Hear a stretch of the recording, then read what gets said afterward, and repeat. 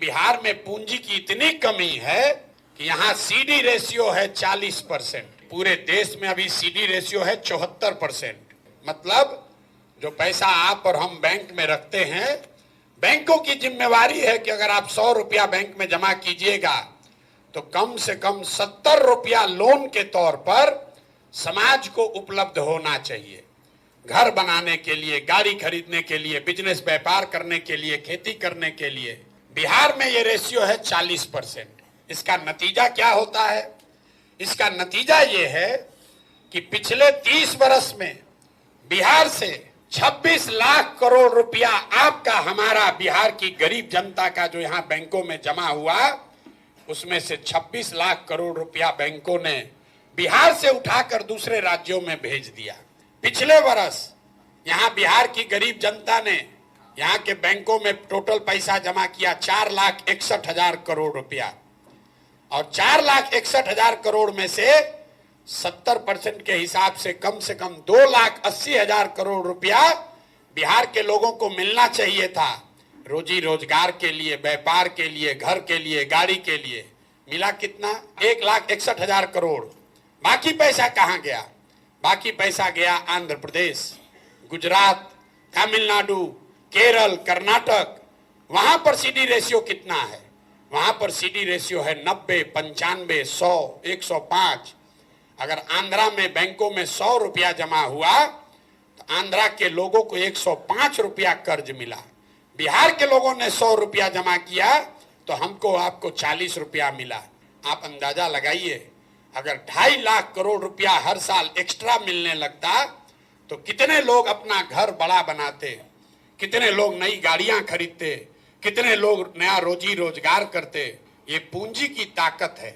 अगर यहाँ पर सिर्फ सीडी रेशियो को सुधार दिया जाए, आप कहिएगा कैसे सुधरेगा? ऐसा नहीं है कि बैंकों की मनमानी है कि जितना मन होगा लोन देंगे, नहीं देंगे। आपकी जानकारी के लिए बता रहे हैं कि मुख्यमंत्री के अध्यक्षता में एक कमेटी है, देश के स्तर पर प्रधानमंत्री की अध्यक्षता में कमेटी है, जो हर महीने इस बात का ध्यान रखती है कि बैंकों में जो पैसा जमा हो रहा है उसका कितना पैसा लोगों को ऋण के तौर पर मिल रहा है। सीडी रेशियो आरबीआई डेटा आंकड़ा जारी करता है, वेबसाइट पे जाइएगा दिखेगा।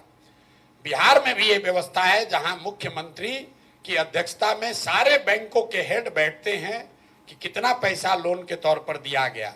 लेकिन जैसे बिहार में शिक्षक मुख्यमंत्री की बात नहीं मान रहा है, पुलिस वाला नहीं मान रहा है, डॉक्टर, पदाधिकारी, सीओ, बीडीओ नहीं मान रहा है, वैसे बैंक वाला भी उसका बात नहीं मान रहा है। लेकिन अगर सरकार की नीयत ठीक हो तो सीडी रेशियो को 3 से 6 महीने में ठीक किया जा सकता है।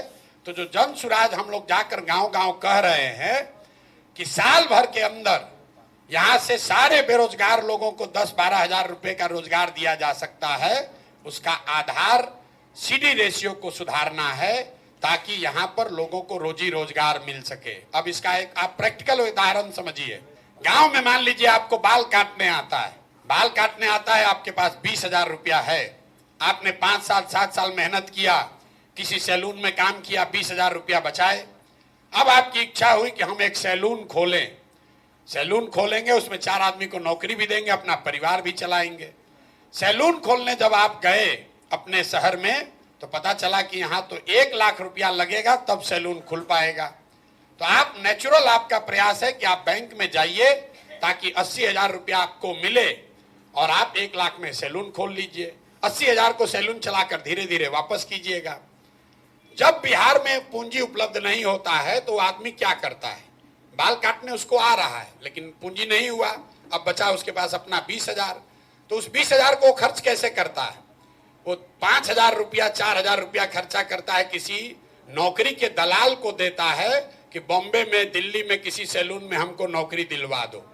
फिर 2,000-2,500 रुपया में ट्रेन का, बस का टिकट खरीदता है ब्लैक में कि हम लदाख और बोरा की तरह कम से कम दिल्ली, बॉम्बे पहुंचे। 5-7 हजार रुपया खर्चा हो गया। अब बचा उसके पास 15,000, 12,000। वहां बॉम्बे, दिल्ली गया तो वहां जो खोली वाला है तो 3 महीने का एडवांस ले लिया, 5-7 हजार वो भी चला गया। 1-2 हजार रुपया का जो बर्तन बासन है उसमें खर्चा हो गया। तो आप देखिए पूंजी की महत्ता। आदमी को बाल काटने आता है, आदमी वही है। अगर उसको 80,000 रुपया मिल जाता, लोन के तौर पर तो यहाँ सैलून चलाता, 4 आदमी को नौकरी देता, एक छोटा व्यवसायी होता, लेकिन वो 80,000 नहीं मिला तो बॉम्बे में, दिल्ली में जाकर मजदूर बन गया। बाल वहां भी काट रहा है, लेकिन वहां मजदूर के तौर पर काट रहा है, यहाँ छोटा व्यवसायी होता।